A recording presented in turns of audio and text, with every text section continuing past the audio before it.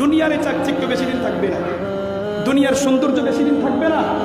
আমি আর আপনি যে নারীর জন্য পাগল হইলাম, যে নারীরা আমার আপনার জন্য পাগল হইল, এই চেহারা কাঠিন বেশি দিন থাকবে না, সৌন্দর্য বেশি দিন থাকবে না, এই চামড়া বেশি দিন স্ট্রং থাকবে না। কিছুদিন পরে এগুলোর কোনো ভ্যালু থাকবে না। ভ্যালু থাকবে বলেন? কিছুই থাকবে না। যুবকের রূপ থাকবে না, যুবতীর রূপ থাকবে না, সব কিছু বিলীন হয়ে যাবে, সব কিছু মাটির সাথে একাকার হয়ে যাবে। আসলে এই দুনিয়া হলো স্বার্থপর, এই দুনিয়া স্বার্থপর, কেউ কারোর জন্য আপন নয়।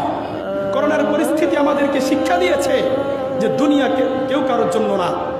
যখন কোনো ব্যক্তির করোনা হয়েছে, এমনও তো নজির ছিল যে মা মারা গেছে, সন্তানরা জানাজার নামাজে অংশগ্রহণ করেন না। বাবা মারা গিয়েছে, সন্তানরা স্পর্শ করে নাই। এটা দুনিয়ার পরিস্থিতির কথা বললাম। আর আল্লাহ তাআলা বলছেন, ইয়াউমা ইয়াফিরুল মারউ মিন আখি ওয়া উম্মিহি ওয়া আবি ওয়া সাহিবাতিহি ওয়া বানি লিকুল্লি ইমরিইম মিনহুম ইয়াউমা ইদিন শা'নুন ইউগনি।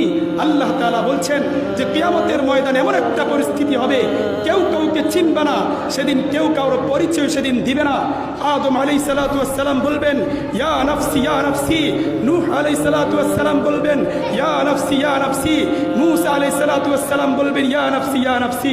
সমস্ত আম্বিয়া আলাইহিস সালাতু ওয়াস সালাম সেদিন বলবে, ইয়া নাফসি ইয়া নাফসি, আয় আল্লাহ আপনি আমাকে বাঁচান, আয় আল্লাহ আপনি আমাকে বাঁচান।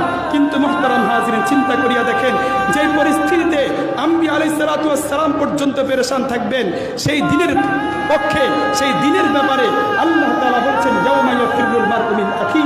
সেই দিন ব্যক্তি তার ভাই থেকে পলায়ন করবে, ব্যক্তি তার স্ত্রী থেকে পলায়ন করবে, ভাই ভাই থেকে পলায়ন করবে, সন্তান মাতা পিতা থেকে পলায়ন করবে, মাতা পিতা সন্তান থেকে পলায়ন করবে।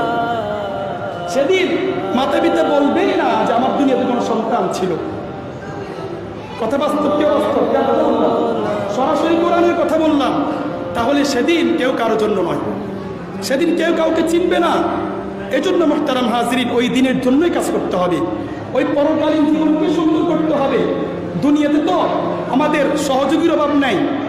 টাকা যতদিন আপনার আছে, বন্ধু আপনার পকেটে পকেটে থাকবে।